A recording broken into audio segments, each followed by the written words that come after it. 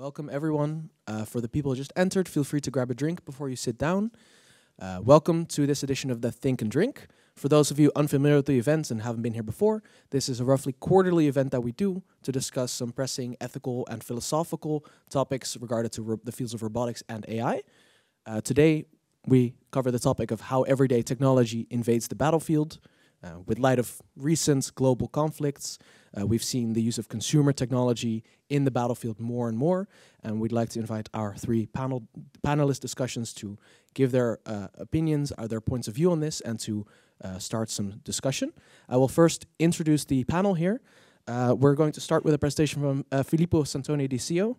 He's an associate professor in the ethics of technology here at the TU Delft. He's a member of the ELSA Lab Defence, which focuses on the responsible use of AI within the defense domain.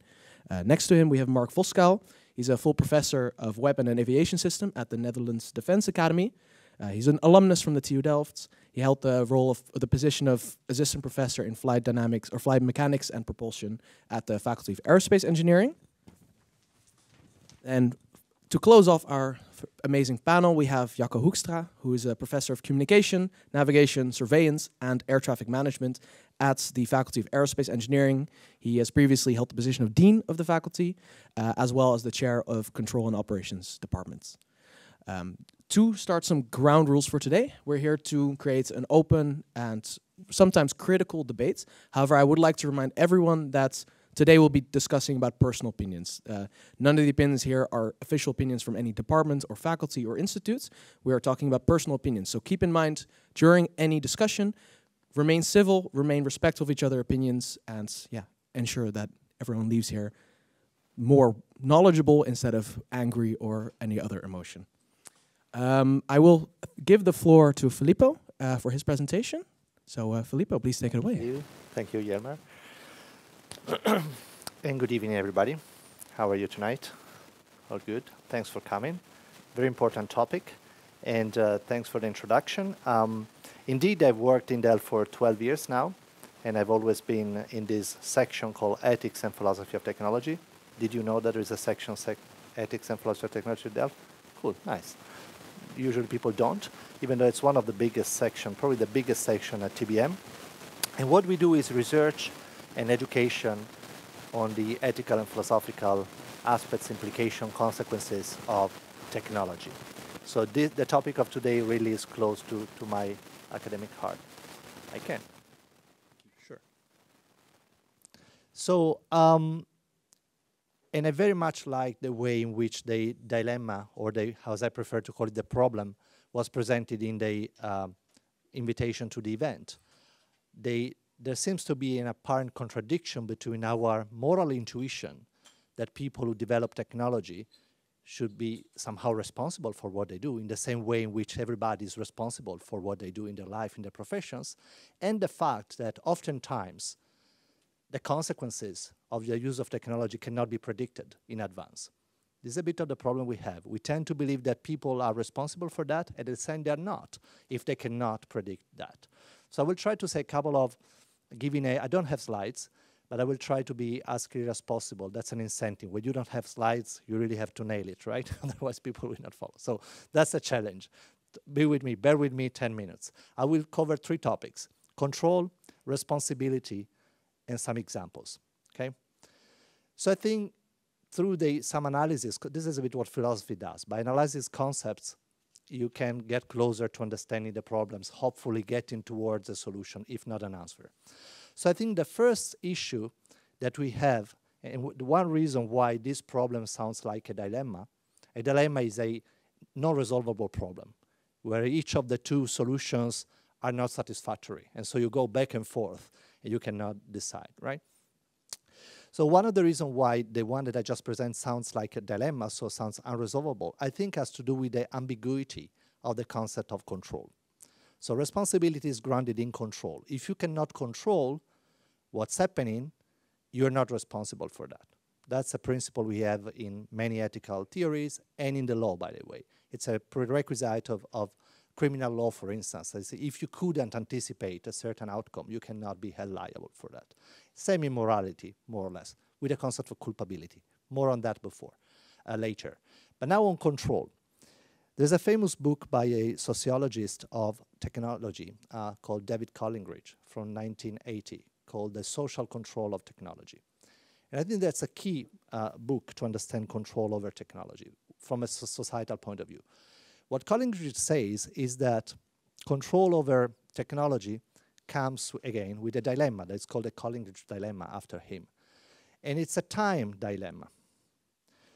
If you try to anticipate the consequences of technological development at the early stages of the development of a technology, you have a lot of control over the technology itself because you're still developing it, but you don't have enough knowledge about how technology will play out in society, how it will be used, etc. If you wait too long down the way, then you have a lot of knowledge about how things will play out, but reduce control, because at that point, the technology will have already been embedded in practices, in habits, in vested interests. It will be very difficult to recall it or to change it. So it seems, again, we are in a dilemma. So Collingridge says there are two potential ways out from the dilemma, depending on which of the two aspects you want to reinforce, knowledge or control. Either you go for trying to have more knowledge, having better prediction models, and that's usually where, according to Collingridge, scientists and engineers try to go, because they have this idea that they want to control through knowledge. I want to know in advance how things will play out. Will have better predictions, tools and models, etc., etc. Collingridge says this is doomed to fail. Society is too complex. You will never anticipate, predict social phenomena, right? You can try, everybody thinks they can, nobody really can. Predictions are always often false or wrong. So the other way around is going through control. And what does control means, according to Collingridge? It means not manipulation, control as in the capacity to change things directly, but it has to do with societal control. Not control by experts, but control by society. What does that mean? It means moving from a view of technology as the domain of experts who can control it through their scientific and technological expertise, doomed to fail because they won't, to a control as a societal control that is having societal mechanism for society as a whole, including experts, but also lay people, policymakers, stakeholders, citizens, etc., to be able to keep an eye on what happens with technology. So the societal control of technology should move, according to Collingridge, and I agree with that, from a technical expert activity to a political democratic activity, where experts are involved, but not only them. So I want this to be clear. It does not mean that expertise is not relevant or important. It is, but it's not sufficient. You also need a social, political understanding of how things are, what are the political problems, because we will disagree, by the way. And so we will have also to engage from different positions about that. So far for control. Second concept was, guys, you were not attending. Responsibility. Okay, another reason why the dilemma sounds like a dilemma is that, again, we tend to think of responsibility in only one of its meaning, as blameworthiness, culpability.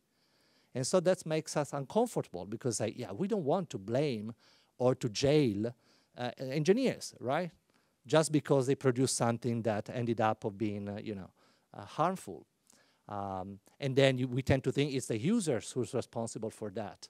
Technology is neutral, can be used, that's a mantra that people repeat. Technology is neutral, it's up to the users to use it for what. So I think that's wrong. Technology is not neutral because the way it's designed, the way it's produced and developed will make it go in a certain direction, opening certain opportunities and closing others. So it's not neutral. At the same time, the grain of truth in the idea that engineers should not be held responsible is that they should not be necessarily blamed or jailed or shamed. But again, responsibility means different things. It means blaming, but it also simply means being held to account. So the sense of responsibility I like the most is not blameworthiness, blaming, shaming, but is holding people accountable, which is a different thing. To some people, accountability, responsibility, and in common language, sometimes they're used interchangeably, but in philosophical terms, I think they point to two different things. We hold people responsible by blaming, shaming, punishing them, or we hold people responsible asking them questions, keeping them engaged in what they are doing. So the way in which you cannot evade accountability is by disengaging, say, sorry, not my department. That you cannot do.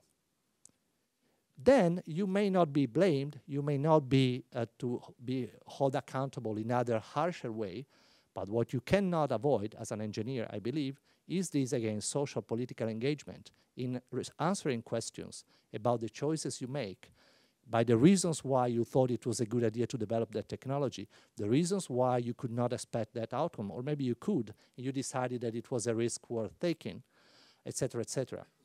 Making it explicit is another way to put the things. Again, not keeping it as a esoteric expert knowledge that only experts and technical people are allowed to enter, but open it up to scrutiny, to political, social scrutiny, okay? So again, responsibility not as blameworthiness, but as accountability is one important distinction. So as the capacity and the obligation to engage in an explanation to a public, to another person, to another group. And the other distinction is responsibility as forward-looking. We tend to look at responsibility as backward-looking. Something happened and we want to point our finger again and say, it was your fault, it was my fault. That's important, I don't want to deny that. That's also important, but it's one sense of responsibility. There's another sense of responsibility, yet another one, which is forward-looking. We are here and we want to prevent negative outcomes in the future. And how do we do that? How do we take our share of responsibility in the sense of taking seriously our obligations towards others? And what does that mean? It's a different kind of discussion than waiting for something to happen and then blaming people, right? It's taking seriously our societal obligations towards others. And this, again, it's something that applies to any agent involved in risky activities, citizens, users, also engineers, policymakers, and whatnot. Another important distinction about responsibility, and then I move to the examples, is individual versus collective. We tend to have a very simplistic idea of responsibility where if you cannot be held liable or blameworthy individually, then, you know, case closed. There's nothing else to be said. But again, the fact that you may not be held liable or responsible alone does not mean that you should not or cannot take a share of that responsibility. You know, it's the same with the environment, right? Say, well, what can I do? I mean, it's not up to me. I cannot stop the climate change, so it's not my responsibility.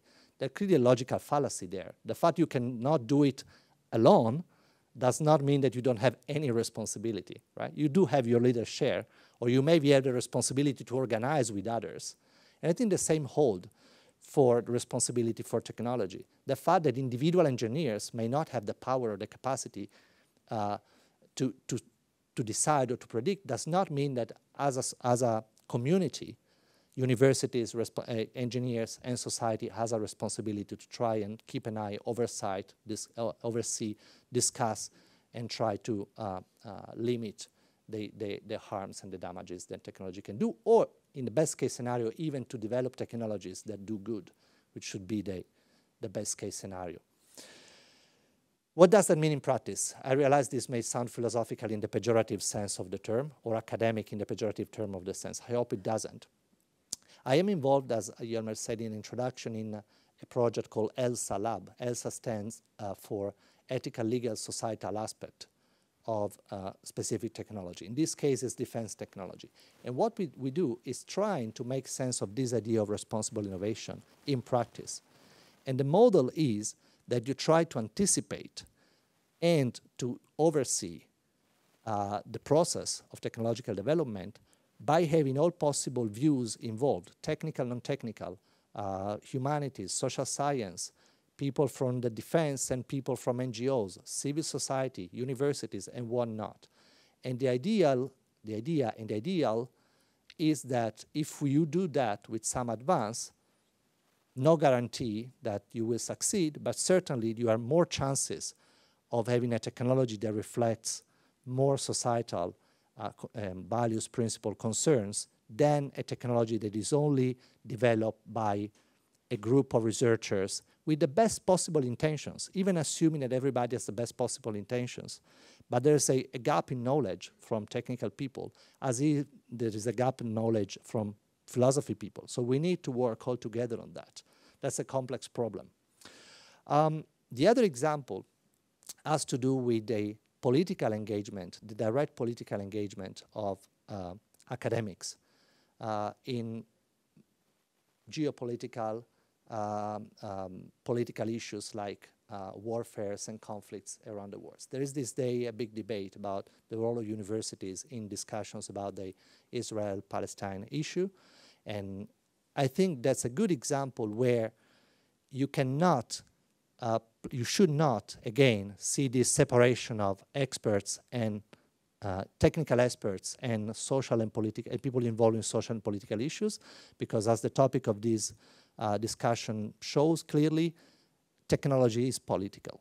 Technology is shaped by certain views, by certain principles, by certain ideas, implicitly or explicitly, and will have, whether we like it or not, political, social implications. And so again, the solution, there's no solution, but the way to address this is not be silent and shutting up and say we do not enter into that because it's not our expertise. By the way, whose expertise is solved? If there was someone expert enough to solve these issues, the issues would have been already solved in a long time. Clearly, nobody is able to solve the issue alone. It's not only a political or a technological or you name it issue. And so again, I guess the only way is for everybody to take their share of responsibility in stepping into the debate to the best or their knowledge and their best intentions and bringing their own angle and their own personal and academic, in this case, position to the debate. This is what I wanted to share with you. I leave you with an open question. I don't know where you people are from. I see some people who are students here, and I would like to open the discussion by asking you, what do you think is your responsibility, given your different roles in the story, on this topic, and in general, on the impact of technology in society, and what are, in your opinion, the biggest obstacles for you to be able to have an impact on that? Are conceptual obstacles, like cultural obstacles, you think is not your, or you don't have the space, or are other kinds of obstacles? Thank you.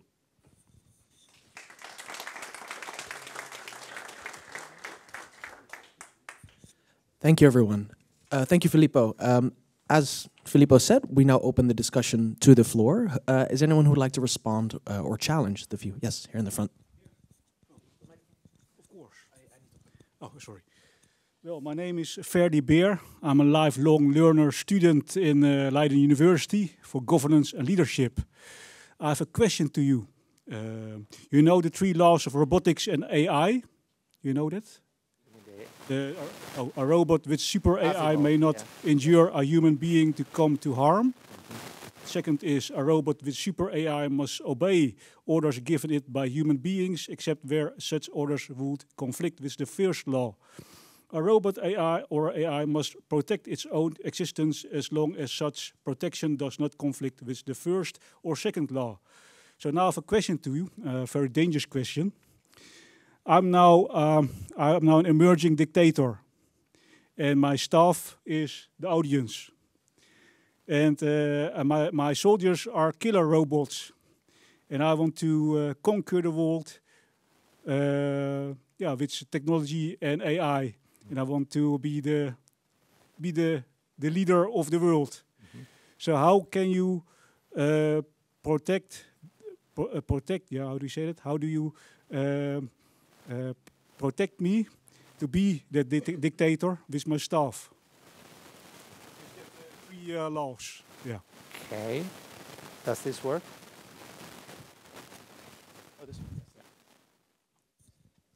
So I'm not sure I understand the question. Why should I protect you? No, I'm an upcoming dictator. Right. And you must protect me with... But why would I? Yeah, because I'm very, dangerous. I will be dangerous. Safeguard the world against you. Yeah. Safeguard the world. Okay, not protect him, protecting the world. Against you. Yeah, and then I don't understand why I should follow ASIMOV laws, which were science fiction laws. Why do you think these laws are relevant? It was the idea of a science fiction writer who, by the way, as you may recall, presented the law to show that it was impossible in the end to follow them, right? So I would say I would not start from a science fiction writer. I would start from some more solid ethical and legal principles. And I guess what you're presenting is a clear case of state of necessity where you have to take extreme measures to, you know, historically there have been a lot of cases where unfortunately this is not science fiction, this is quite close to, and so yeah, I don't know how to answer that, but I would say the general answer, maybe the other panelists can have opinions about that, but the general answer is that I would look not so much as ASIMOV, but at the rules of international law and the state of necessity and what a sort of a military or political intervention, what would be the limits of a military and political intervention against this person. I hope this kind of goes in the direction of an answer. Thank you, Filippo, for the answer. Oh, I see another question or discussion at the back. I'll move over here. Yeah, I have a question regarding the book that you mentioned, which, if I get this correctly, says that the society should be, in some sense, held responsible for the technologies that have been developed and control it in a way. And what if maybe one country, they were building an AI or some technology for the battlefield, and the people say, no, this is not ethical, we don't want to have that. And another country says, okay, I don't care, I don't ask my people, I built this technology. And which then causes a bit of a potentially very dangerous imbalance in the world. And so my question is, isn't it a bit unrealistic to take the population as an unrealistic goal to control technology, because in the real world where we have states and there's a power, it doesn't really work, right? Point taken, it's difficult. Democracy is difficult. What the other alternatives are worse. What's the alternative to that? Power struggles, right? So yes, of course, it's difficult, and that's, again, it's a real case. It's not a fancy case you're making. There's debate these days about the development of so-called killer robots and AI in the military, etc. And the big question is, we want to hold to human rights, etc., etc. How about the states that do not care about human rights, the governments who do not comply with those, who do not recognize certain principles? And I guess the answer is it's difficult, and you should try to convince them. And of course, if they don't, you have an issue.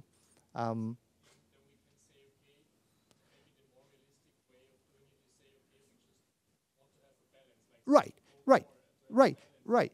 But that's also no. Thanks for saying that. Indeed, I think what you presented as my view, it was a bit simplified. It's not the population. That's a bit of a caricature of democracy, where you have a constant elections and you call people in randomly to speak their opinion. This is not what democracy is. It's a variation of democracy. What democracy is you have this complex mechanism of balances, what you just say, balances of institutions and powers and committees that somehow represent people, but you don't necessarily have to have the people all the time directly involved. But at the same time, you should not leave it as a power game with no connection and no accountability to the people, I would say. But excellent question, obviously. Yeah. If I may, I think he was also referring to the balance between the two different parties, right? So that if one develops a certain superior weapon, the other one has as well, the race of arms. And I mean, that, of course, you might say that's also a balance we need, but it's a balance that only develops in one direction. Unless you have institutions that control the arm race, like they try to do with the nuclear energy, with the nuclear weapons, and so and whatnot. But of course, that's another big issue. That there is an internal dynamics that can spin out of democratic control. Yeah. Thank you all for the comments. Please, if you have any more further questions, keep them in mind. We can definitely get back to them later or after the event during the networking drinks. For now, I'd like to give the floor to Mark Voskuil for his presentation. Oh, yeah. Do you want me to use that? Okay. Yeah, thank you. Maybe nice to make a bridge to the last discussion we just had. I think in the Cold War we saw an arms race build up, and you get into this scene where nations are developing nuclear weapons and people are developing treaties. But what we're seeing today is quite different in the sense that it's not so easy for a person to develop a nuclear weapon. You need a whole industry and a whole country behind you to do that. Whereas if you talk about AI and maybe these kind of weapons, which are here on the screen, I'm pretty convinced that anybody can start developing those weapons in their own backyard, basically. So I think the issue is becoming more prominent nowadays. So what you see here is just as an example, because I read the announcement for this debate today, and it says how everyday technology invades the battlefield. What you see here is an unmanned aircraft, and all the components inside that aircraft can be purchased basically on the internet. If you have about $10,000 to $20,000 or euros, you can develop this weapon, and it's being used frequently in Ukraine, also in the Middle East, and it's being used to attack critical infrastructure because the whole aircraft, or at least part of it, is loaded with explosives. And these weapons are now being developed not by states, but also by non-state actors and terrorist groups. So short introduction, maybe a little bit more about who am I, where am I from. So I don't work at TU Delft, although I did that for about 11 years.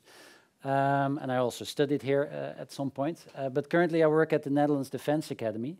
So I work in this beautiful building, and my classroom typically looks like the one you see on the right-hand side there. So the people in my classroom are basically people who are officers in the army, or they're becoming officers in the army.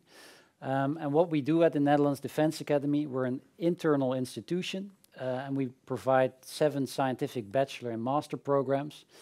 And like I said, most of our students, about 90%, are future officers of the Netherlands Armed Forces.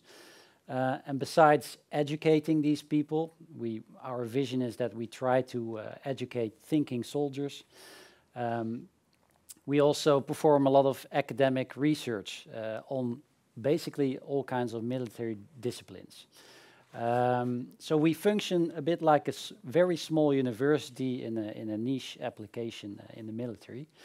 And by doing that, we collaborate with parties like TNO, NLR, but also some of the civil universities. And of course, the officers in the army, if you talk about engineering, they need to have a very good understanding of technology. Because especially in the armed forces, make use of very high-tech technology. So what are my research areas? A bit different than than what you typically see at TU Delft. I perform research in the area of loitering munitions and suicide drones. So that's the image you saw on the first page. So I try to analyze how big is this threat and how big is this issue. And associated to that, I work on integrated air missile defense. So our current air defense systems are not well equipped for these types of unmanned systems. So we need new types of sensors and measures to take care of that. And that's a whole research field which is very active all over the world. And finally, I'm also working on helicopter mission planning. So I'm pretty convinced that all of you in this room, or at least most of you, are trying to make this world a better place, and you are probably working on topics like climate change and these kind of things. So why did I then choose to do research into military technology? I'm running now a section which is called Weapon and Aviation Systems, so it's pretty obvious on which kind of topics I work. Now, in my view, basically the technological, the geopolitical and global developments are basically a threat to our security in the Western world. And I chose to work for specifically for the defense organization of the Netherlands, because it basically has 3 core tasks, but in essence it's there to protect our society. And whenever the defense organization takes action or is sent abroad, then it's always done through a democratic process. And I very much believe in our democracy, basically. So I have confidence that whenever our defense organization is sent somewhere, it's people think about that and it's done for the right reasons. So with my research, I basically try to make some contribution to the Netherlands Armed Forces, so that all these men and women who are now in my classroom, who are basically willing to risk their lives and go to conflict areas a few years from now, are basically equipped with the best systems to support them, but also with the best education, so they make the right decisions. Now, I have a few facts and figures for you before I come with some propositions. I think it's important to realize that our defense industry in the Netherlands is pretty big. It has an annual turnover of 5 billion, so that's 5 miljard euro. And about 20,000 people have direct jobs in this industry. It's also a very high-tech industry. I don't know if you recognize this thing on the back of the ship. It's an air command and air defense frigate. That black thing that looks like a television screen there, it's basically a smart L radar. It's designed and developed in the Netherlands. And it's one of the most advanced radars in the world, and it can detect ballistic missiles in space. It's something that the United States isn't really able to do. So they need our ships to support them in that. So we have a very high-tech industry, and a lot of people are working in that. And that also means that a lot of people from our technical universities, like TU Delft, will work in these jobs. So I think it's important to realize what's being done there. And I think it's also fair that some of the research may be associated to that. Some facts and figures, I said. What's also important to realize, sometimes I have the impression that that's not always realized here, is that quite a lot of the research being done at Delft University is highly relevant for military applications. If you think about cybersecurity, robotics, chip technology, AI, sensor technology like radars, but also aerospace, hypersonics, rocket propulsion, all kinds of technologies are being developed here which have a high military relevance. And therefore, I think it's very important to think about this. What do we do with these technologies?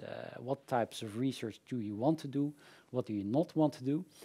And what complicates matters is that many of these technologies have civil and military applications, so they're dual use.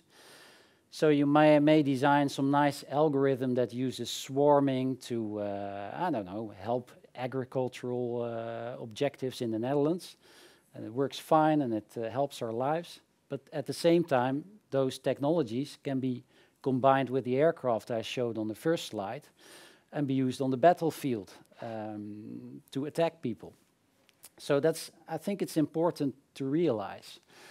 One more slide with some facts and figures. I mentioned China here. Now, let me say first, I've been to China a few times. I like the country. I have Chinese friends. But at the same time, there's quite a big tension in the South Chinese Sea. And the Chinese government has basically stated the objective that they want to be the biggest military power of the world by 2049, and they want to be capable of fighting and winning wars. Then these images, I don't have them in English, unfortunately. They were published by an investigative journalistic magazine, Follow the Money. Basically, they looked at how many Chinese PhDs with affiliations to the military are actually active in the Netherlands, so are being educated on all kinds of technologies.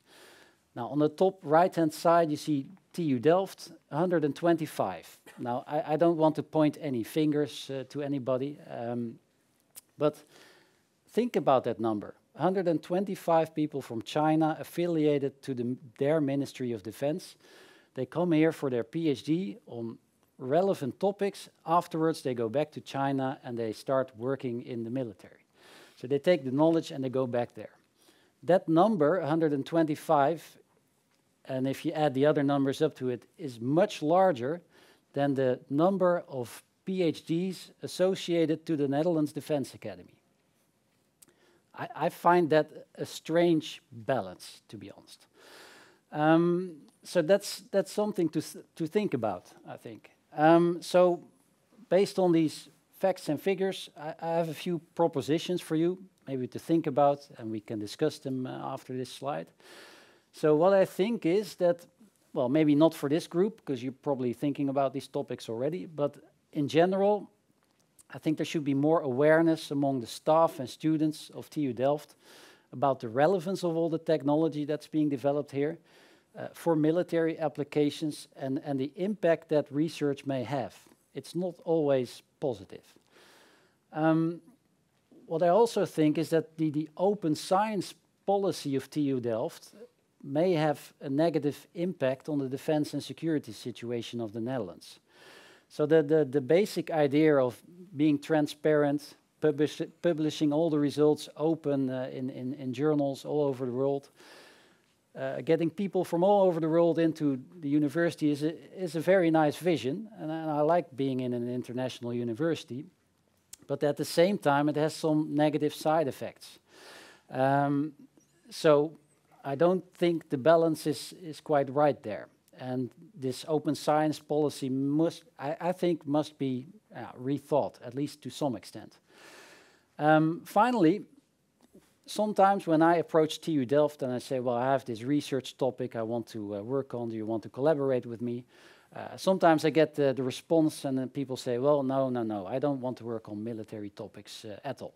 Well, okay, that's perfectly fine. But at the same time, I think we should realize that this university is responsible for the education of engineers for the industry in the Netherlands. And that includes that huge industry that employs 20,000 engineers, which is associated to the defense and security industry.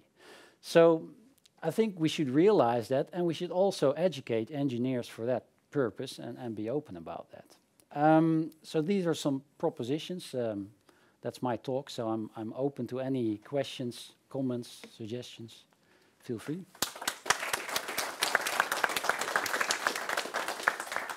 Thank you, Mark, for that presentation. I think we'll keep it on this slide, and I already see some questions over there, so I'll just come over here this way. Yeah, I'll give it to you. Yes, thank you. Yeah, one of your first slides was how you were, why you went to work for the defense industry was to help keep us safe and keep our allies safe.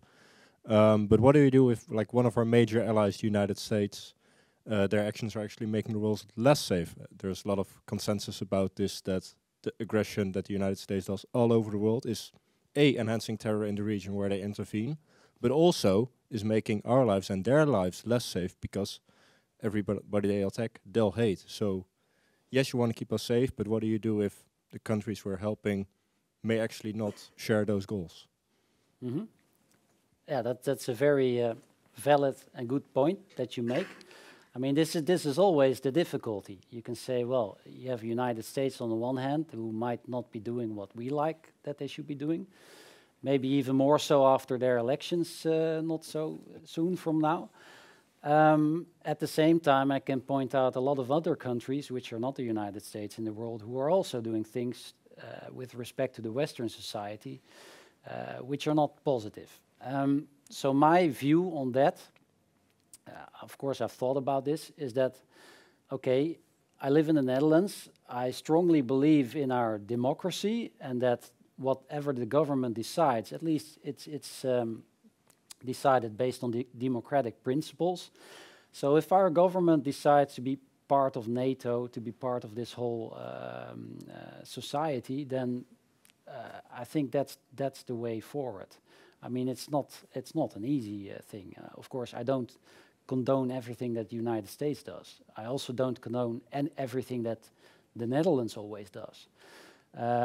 But still, I think overall that democratic process is the right way forward. And maybe one side note, I don't know where what kind of study you're doing. Maybe you're doing aerospace or not. I don't know. I see a lot of students from aerospace, for example, working for Airbus and Boeing or British Aerospace Systems, working on civil airliners, making them more efficient, which helps against climate change. And you think, well, that's perfect, right? But then at the same time, a company like British Aerospace Systems has a military part, which is selling combat aircraft to Saudi Arabia. So it's a very difficult thing, and at least if I work for the defense organization, it's very clear to me how the lines work and what the whole decision-making process behind it is. So that's my view. Thank you for the response, Mark. Is there anyone? Yes, up here. I'll come over. Thank you.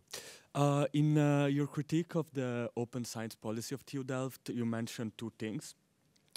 One, which I agreed on, about the foreign nationals working in areas close to the defense of the Netherlands. And the other one regarding the publishing of the scientific results, which I don't really understand your point there, because like, do you suggest that the results should not always be published, the result of the research, or I misinterpreted? Well, basically the approach now, if you think about topics like AI, is that whatever you develop, you directly publish, open access, and the whole world uses it. The codes are being posted online, and as a consequence, AI is making big steps at a very rapid pace. So I think you should be careful about what you publish and what not, and think about what might be the consequence of the technology that you are developing. So maybe that means that you're not going to participate in a project, or maybe that you're not going to do a certain research. I think at the end of the day, once you've done the research, then usually you want to publish it or make it known. So actually the step is a little bit before that.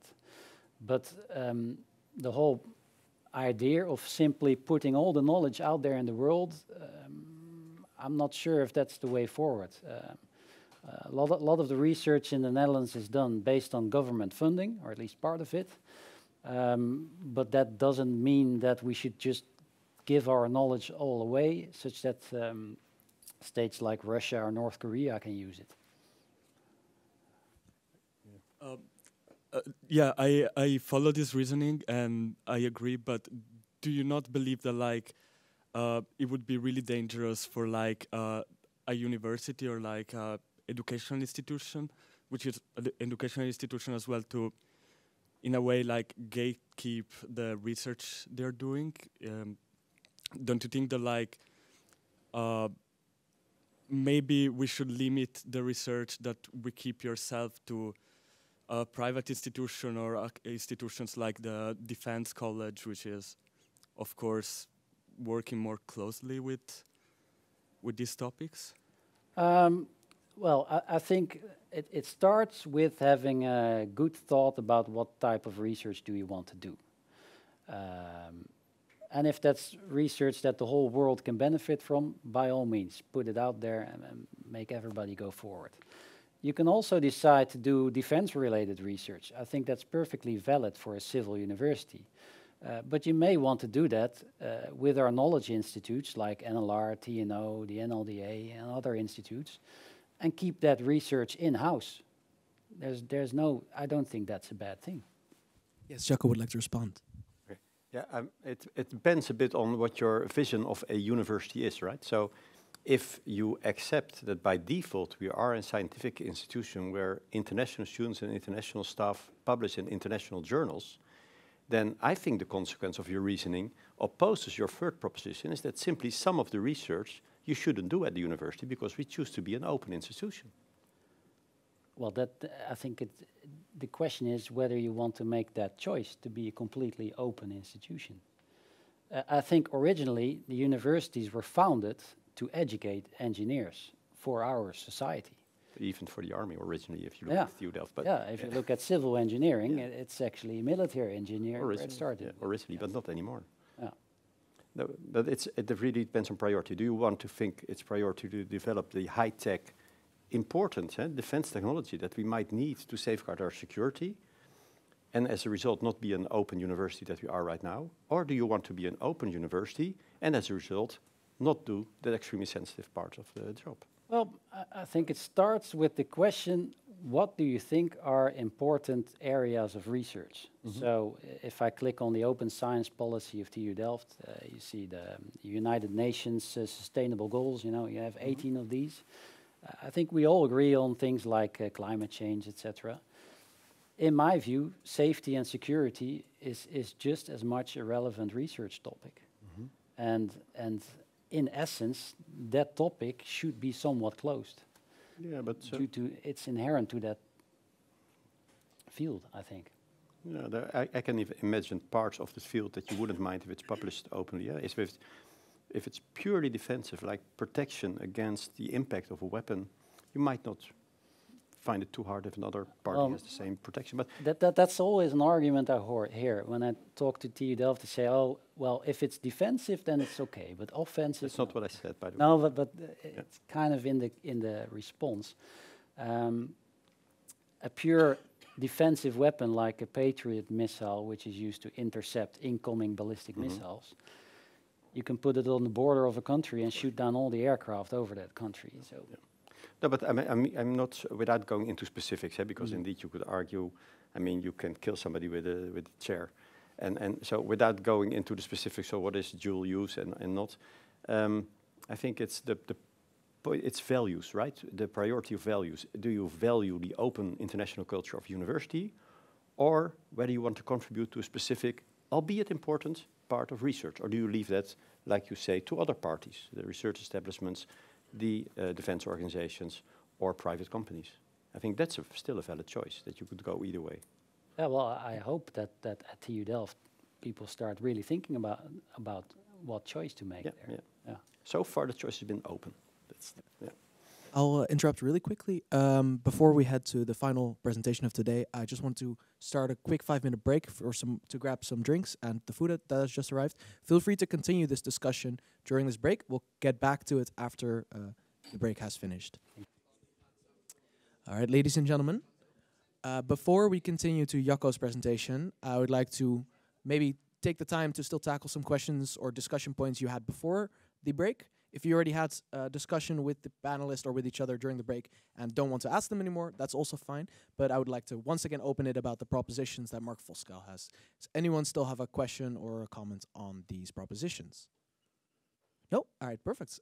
In that case, we'll move on to Jacco Hoekstra's presentation. So I'll pass the floor over to him. Yes, thank you, Jammer. We all have a slightly different angle that we took. At the end, I come a bit towards Mark, I think, in this discussion, so we'll see. Jacco Hoekstra, so that's me. I've also already introduced, I think. So I studied here in Delft, did my PhD on a NASA contract, worked at NLR, the National Aerospace Center, which also does its fair share of defense projects. I was responsible there of a division of 150 researchers. Then I was asked to become a dean here. I served 2 terms as a dean. And then I wanted to be a normal professor, but no, I had to be also department head for control and operations to help out, basically. And then now I can only be a normal professor. At least I try my very best to be a normal professor. And I did some other functions on the side. But I had some management responsibilities, and I also had responsibilities as a researcher myself then and now. And I also want to look at those 2 aspects. First of all, I want to take an example case, which is based on a real-life case, but I've changed it. I mangled the names, anonymized it. But I want to see what you think, how you would approach. So imagine you're working at the TU Delft, young academic, assistant professor, want to make your own working area. First thing you need to do is generate research funding. And then you know some fellow PhD student and a Spanish PhD that works now in the Middle East, in a research center there, that has a website that wants to improve the world. And then she says, hey, there's an opportunity there for a contract. They want to do it with the TU Delft. I recommend it you. And yeah, they're interested. It's a project of 3.2 million euros. That's quite a lot of PhDs, which is the way to build your own group here, right? So that's really your chance of a lifetime, you could say. It is about working on drones, racing drones, navigating and tracking objects. And the context is that it's a search and rescue drone for also in object-rich environment, in a forest, and tracking the victims, things like that. But you get a lot of opportunities to find your own topics. Wow, freedom, money, what else? You cooperate with this international research center, innovation research center, and the local technology developed to make demonstrators. Caveat is, like we also see with the way the defense agency would like to work, not everything is public that you develop. So the deliverables, which are drones in this case, that you developed with the local developers, remain in this Middle Eastern country. But of course, you can also generate some scientific publications out of it because you work at the university. So, what would you do? Oh, shouldn't touch the laptop. What would you do? I think that's a cue. Yeah, I see someone over here. Good question. Let's go 2 slides down. Country info. Indeed. So you Google country info. It's not this country. I just had to choose some type, but you get the feeling. It's an autocracy. This is not the actual guy, just to make sure. I don't want to get into trouble, especially not with him. But it's a country autocracy, which means also that if you stand up with sign, more democracy here, you will end up in prison with electrodes in places that you don't want them. Foreign tourists even get arrested and imprisoned sometimes in that country because they have a different idea of opinion, expression, freedom of expression. The Human Rights Watch says, well, there's torturing of political prisoners going on there. The government denies. They say, yeah, there might be some local excesses, but we really are a civilized country. We don't do those kind of things. On the other hand, Amnesty says there's witnesses that say that the ministers were present when they put the electrodes on the prisoners.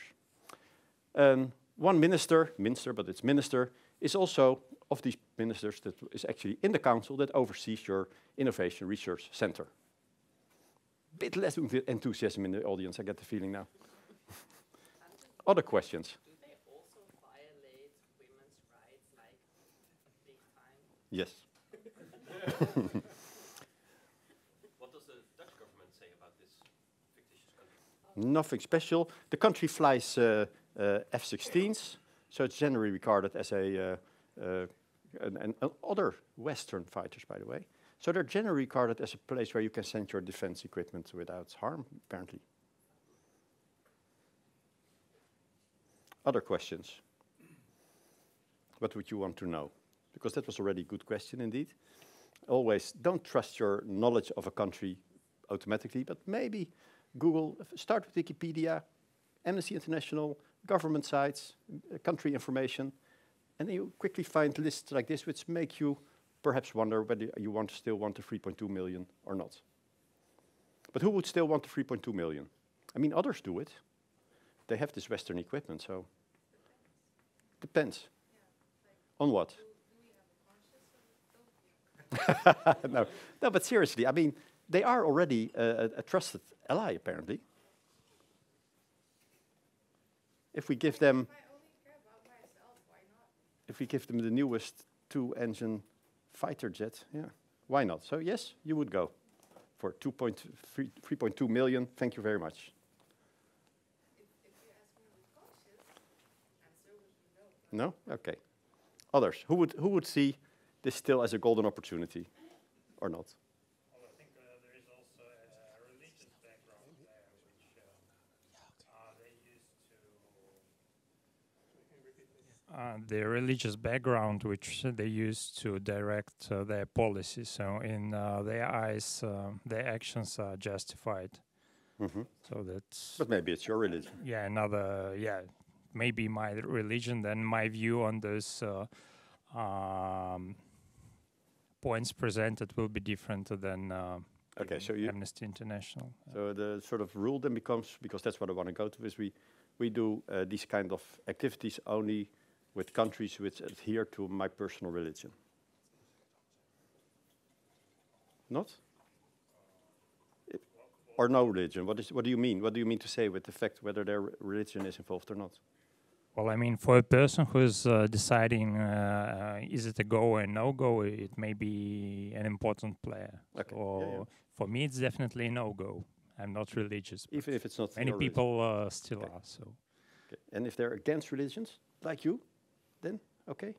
Then no. Still not. Okay. Okay. Anything? Anyone else? Questions, maybe.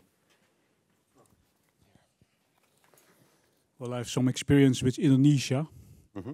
I went with an economic mission to Indonesia, and I stayed there 3 years. And I promote positive and optimistic leadership to the leaders of Indonesia by social media.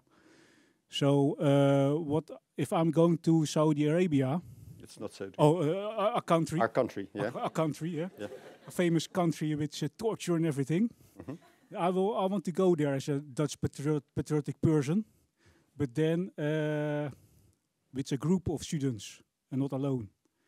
And if I'm going, if the group don't want to stay there, and I'm alone, then I'm doing the same way what I did in Indonesia. To do how do you say that? I want to give it 3 million what I get. I make a foundation to promote the poor people there. Mm-hmm. To make them middle class, for example, with positive, optimistic stories, and I will help the country. Also in wolf's clothes. Yeah. But I also think I see. But I also think we're missing some of the points. I mean, you might like the country, but who can be against search and rescue drones? I mean, come on.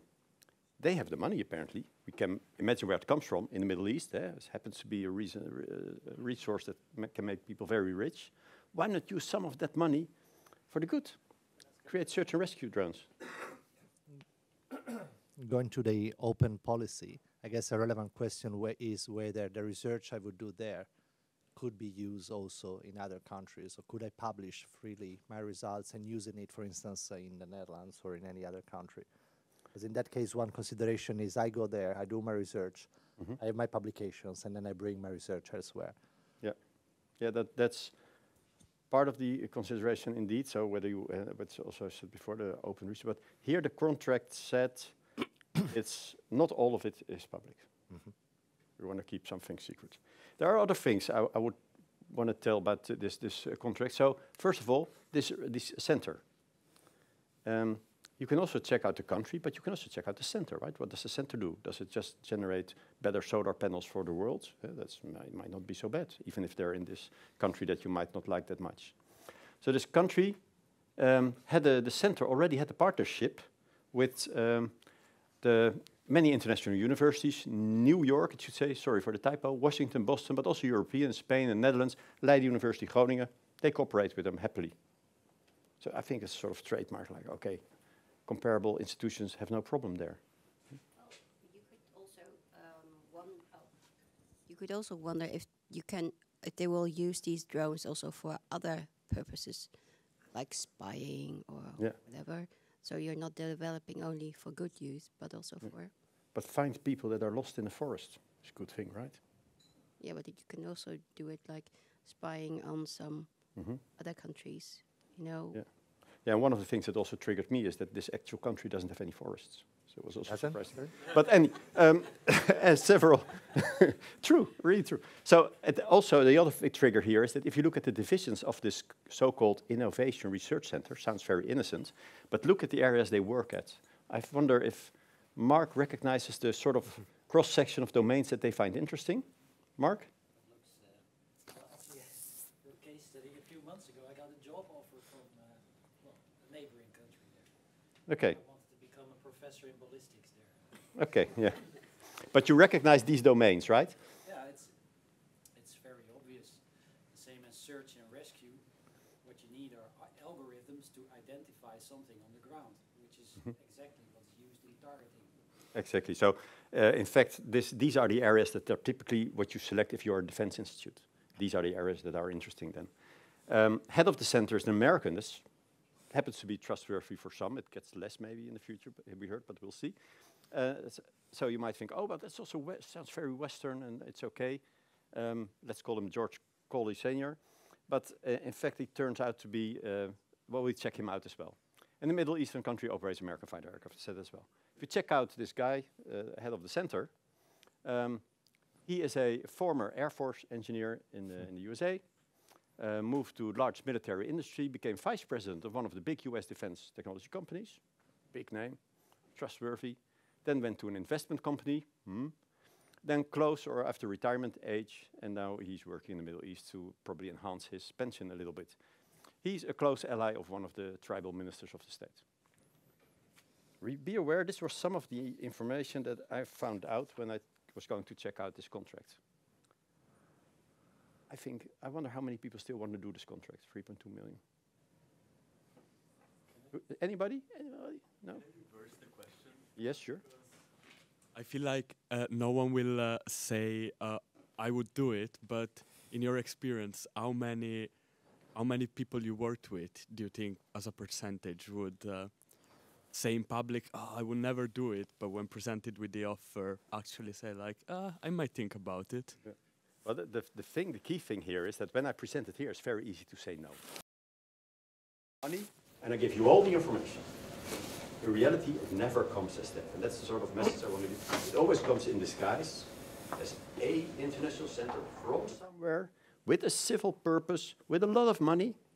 And unless you drill down and try to Google persons, head of the council, who is represented in what, and try to find out what it really is, unless you do the research, you can easily fall for the trap for a lot of money.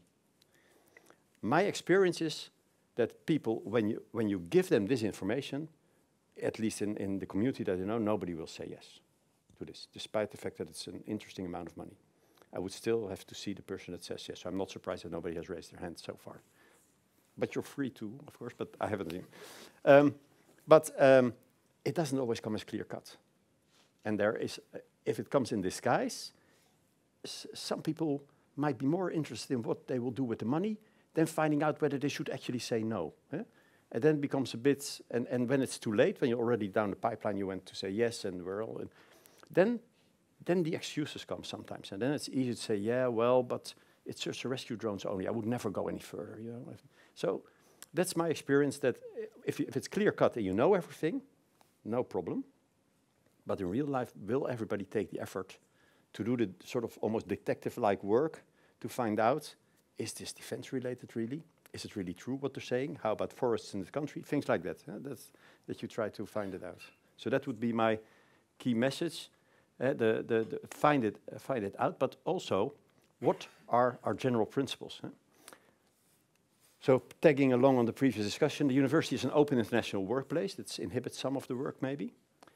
And that means, for instance, you could choose to do only military work with our NATO partners, or you say with long-standing democracies. Like Mark says, he has a lot of trust, and most of us do, in democracies. So also when they are in the same region, Western European democracies, probably tied to our destiny anyway, and maybe that's okay. I would say the general rule is, in case of doubt, don't do it, even if it's 3.2 million. You don't want to regret it later, even not for 3.2 million. And as a university, I think we also, and that is something I cherish, that we also respect personal considerations, so whether you want to work on these kind of projects to begin with or not. But as an organization, we have a vested interest that you help in avoiding the risks of doing something that might not only cause a lot of damage in the world, but would also to our own university cause a lot of damage in terms of reputation. If we would have gone to this autocratic, forestless country to do search and rescue drones, imagine what a newspaper or the Telegraaf or anything else would say about this when they find out. That would not look good, and rightly so. I think this is interesting when you look at the first presentation, because of course, everyone here says, okay, we wouldn't do it. But there are many people, I think, who would do it, because some people don't care. They think, okay, I can propel my career, I do this, and then I can go anywhere. So I think there would obviously be people who would do it. Mm-hmm. But then can they be held accountable for whatever is done with the search and rescue stuff. Or for not trying to find out what the institute really is. Yes. So should they be? Are they responsible then for what do possible we think? harm that they're causing? Yeah, I would like to know. What do you think? Yes, over here. Yes, thank you. I think the case is still quite clear, right? So if you have puzzled everything together, then obviously you don't do it. But what if you are designing drones in your lab, right? In your lab in Europe, in the Netherlands, you're very safe. You're publishing your research, but then you see somewhere in Ukraine such a drone or a similar drone being used to drop bombs on people, right? So here, I think responsibility is much more structural, right? It's not directly identifiable. What do you think about that? Where do we draw the line, so to speak, right? Because are we even able to draw the line somewhere, right? I mean, even that I think is the point of this event. Even consumer technology can be used and is used, right, on the battlefield. So how should we think about that? Even though we think we're safe, and you in your drone lab, right? But still, you're doing research that benefits the industrial complex. Yeah, I think that's a good point. That's what I said. Like you can kill somebody with a chair. I mean, there's on one hand the research on a live vest, which is very hard to say that it could be dual use, if anything. On the other hand, there's also the research that likes to see how they can make the lethality of a certain weapon larger, which would make a lot of people feel uncomfortable because it's too close to the actual blood happening, right, or the killing. So it's clearly gray. You have this is the white and this is the black, and it's gray in between. And I think there's no clear-cut line. I think it would be rather impossible. But if we stay away from the black, that's already a good thing. Is there anyone else who would like to comment, or maybe yes, over here? I saw a parallel there with tobacco and alcohol companies. So you don't need to do any research there to realize that basically if you're a marketing manager, whatever, at British American Tobacco, you will be contributing to deaths. And it's way more direct than with developing drones in Saudi Arabia. And they still have full offices. It's not Saudi Arabia. Yeah, sorry. Okay. In Middle It really wasn't, eh? The real life case was not. Someone said it, and I know. it's not me. It's my fault because of this picture, I think. Yeah. Yeah. So and they don't like people in the offices promoting cigarettes or Heineken or whatever. Maybe it's about the upbringing of people in schools or whatever, and it's not about doing research. No, what do you think about that? I think it's a nice topic, perhaps for another evening, but I think it's still a nice topic. I mean, about these. I mean, we also talk about. I think the example you brought is like when you are working agricultural industry, that was no problem. But nowadays, when it involves getting more pork from the square cubic meter or whatever, it's still seen as something maybe not so good. So I mean, it also changes over time, whether it's for the planet or for the being of the animals or whatever. I think there's a lot of topics that are ethical considerations. But for now, to keep the discussion a bit focused, I would like to focus it on the discussion of military versus civil applications a little bit. But you're right, it's not unique. That's definitely true. Yes, I think I see another question in the audience, or? I had a second topic as well. Is there a question? Final question.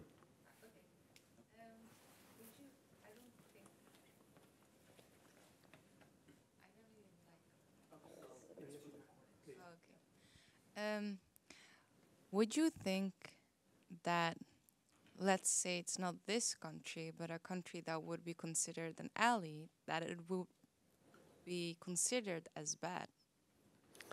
That's an excellent bridge to my next topic. Oh, okay.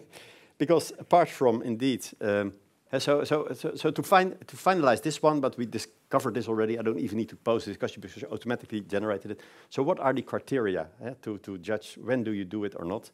And those are not clear-cut, not clearly defined. It's gray. But just what I hope to bring across is the awareness of this, that you need to drill down and get more information, that whatever you choose, according to your ethical considerations, that you have got all the information. And also in case of doubt, I said, don't do it, but there's one step in between. Discuss it with your colleagues. And also perhaps share the responsibility with your superior. And that if he says, oh, this is also too big for me, I want to share. And that's also what happened in the example case, by the way. Up to the board, we discussed what we were going to do to it. But we waited for the group themselves first, what they wanted to do it. In the end, they decided they didn't even want to do it. So it was not necessary to involve any other parts of the university. But it is important to discuss it with your peers around you, but also with your superior, so that whatever you choose, you are on safe ground. Also, in case it goes wrong, then at least it was a conscious decision. You got the information, you involved everybody you could, and that's the best you can do, I think, so far. Looking at Filippo here, the professional in this area, and I see him nodding, so that reassures me. We can continue, I think, with the next area. So, but there is no black and white. Investigate, consult senior and junior colleagues, also your peers. That's a safe environment first to check. Should I ask? Maybe it's a bit of a threshold to ask your professor because he might think, of course not. You know, maybe first check with your peers, and then if it makes you feel safer. But the other question for us is: do you want to do military projects or not? Yeah, final afterburner. That was for the previous one. Okay. Do you know if any other university actually took up this project? This specific project, I don't know. That they did similar projects. It was not Groningen and Leiden, but there are other Dutch universities who took it up. I think often this goes unseen. What often happens is that I think people do not take the effort to find out what it really is, the kind of institute. And then it's just a contract. Wow, good contract, you get the signature and you start. I'm certain that the boards of those universities, if they knew what we know about this institute, they would not have allowed it. Pretty certain about that. So my feeling is, and then they, of course the institute still copied the logo and put it on the website partnerships, and the board of the university never finds out. It's sufficiently obscure, this institute, that they will not find out. It's not Saudi Arabia. Okay. Yeah? Enough about the case? The military projects in general at the university, do we want to do it or not? That's also, I think, the elephant in the room a bit, right? So, apart from whether it's a trusted country, whether it's a democracy or not, there's of course a more fundamental issue for many, whether you want to do the military projects or not. And this is a personal choice, and I cherish the fact that we at the university also leave some of this to personal choice. I'm also a person, I also have a personal choice. And this changed over time. But let's look at the ethical theories first. This is sort of a theory ABC, philosophy ABC. We have the different kind of frameworks that you can use, and that we typically can use how we judge things, how we use values, and what we judge specifically. Virtue ethics, care ethics, deontology, Kantian utilitarianism. I assume you all know the words, right? So one of the things with military thing is that you can, so that there are three categories clearly here. You can judge the consequences, that's utilitarianism. You can judge the actions. That's deontological Kantian kind of pillar. And of course the virtue and care ethics, and there's more. It's not by no means complete. You can judge the character behind. So what kind of person do I want to be? What kind of acts are good? Or what kind of consequences do I like? That's what you judge. And depending on your upbringing, your personal values and norms, you might get different answers, but this distinction is also a distinction. What do you judge? One of the reasons why we have these evenings and why it's an interesting discussion always to debate and why we leave it up to personal choice is that if you compare this with sort of traffic lights, those three pillars, then ideally, personally, I like to be all traffic lights green before I do something. And as a manager also, when I was facing a conflict between one of these things, I try to be creative. Is there a way that we don't do something that's wrong, but still achieve the right results, and that it's also something of which I think an exemplary person should do? And that asks some creativity, and that's of course why you, in management, sometimes have to be creative. I always tell this also in the engineering and ethics tutor session, that from my experience as a manager, I always try to get all lights green. Can't always be done, of course. Typically in military, and this isn't per se black and white true, but often you could say that it involves doing something, killing people, bombing cities, something we don't like, the actions per se. Even Mark doesn't like, right Mark? No, doesn't like. So that traffic light is red. But of course, by doing so, you might prevent worse. You might protect at least your own family, your own tribe, your own country, whatever your limit is. And that may be good, or you save 10 at the expense of one, sort of trolley problem in military. And then the consequences are green. In terms of character, well, it depends a bit on who your hero is, whether it's Mahatma Gandhi or General Patton, but then I would say that light could be either color, right?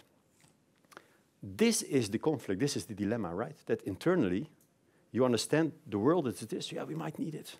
On the other hand, you say also, well, I don't want it. I don't want to contribute. But maybe it's needed. And that's the conflict.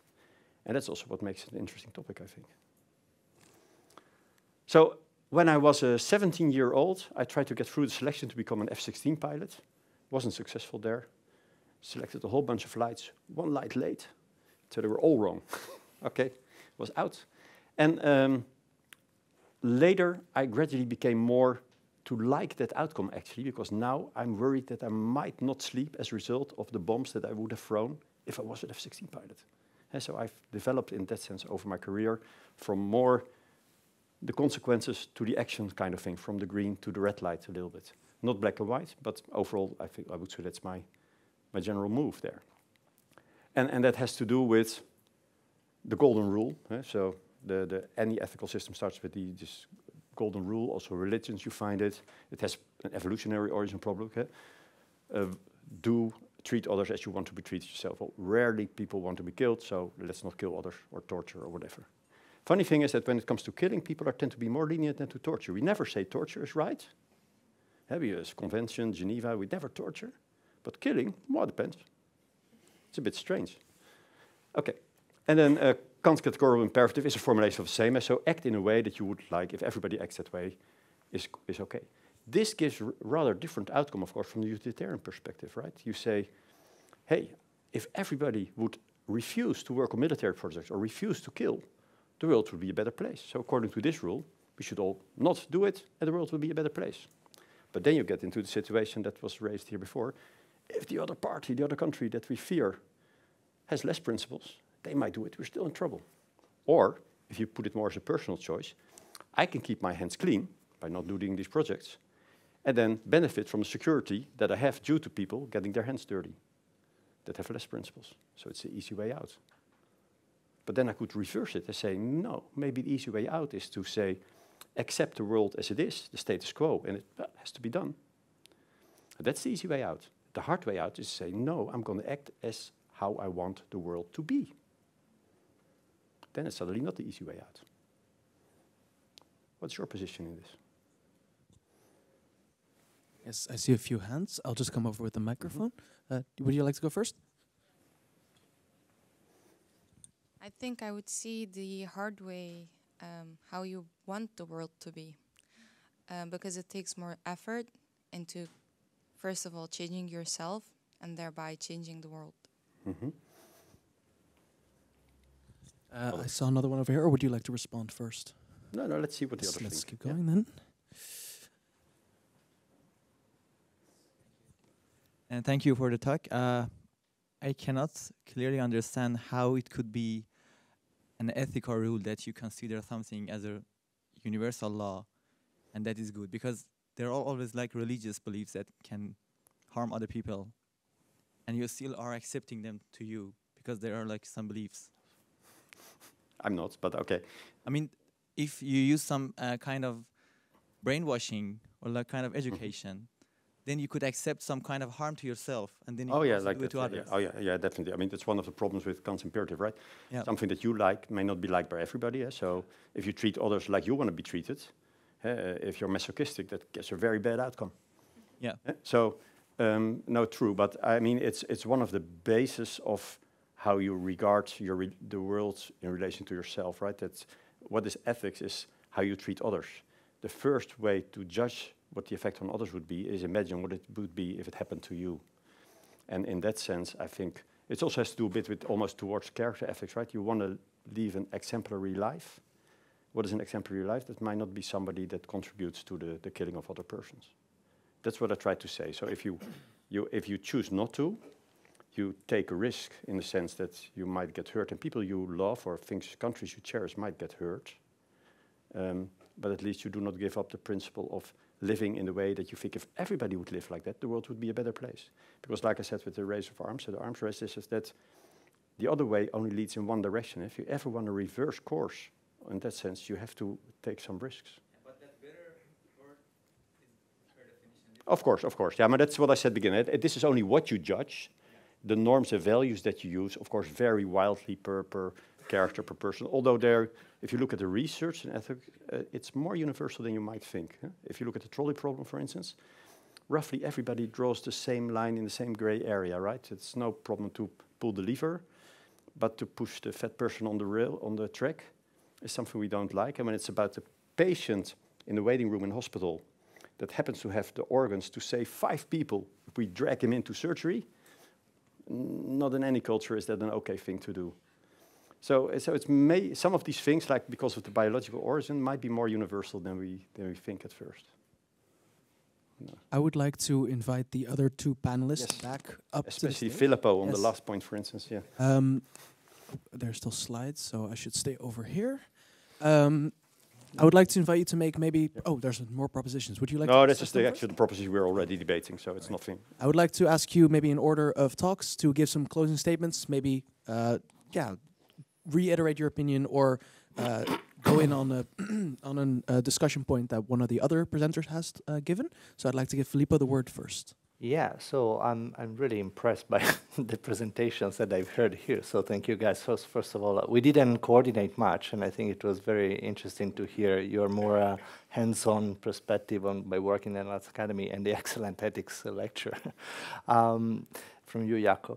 So, and I think my conclusion is where I started. I think what we can say here is that we can reach 2 conclusions. So disengagement and neutrality is not possible here.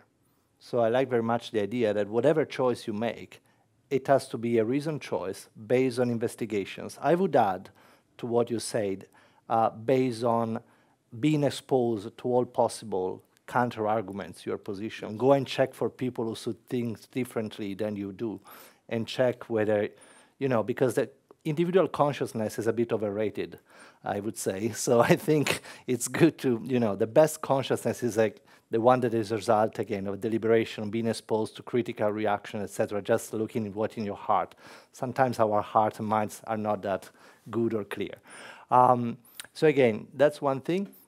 And same, I would like to also add to what you say, that sometimes the deontological ethics is a bit mocked because it's made a caricature out of it. Like, I want to keep my hands clean, and so, fiat justitia perat mundus, like, let justice be done and let the word disappear, it's not my problem. I think that's a bit of a caricature.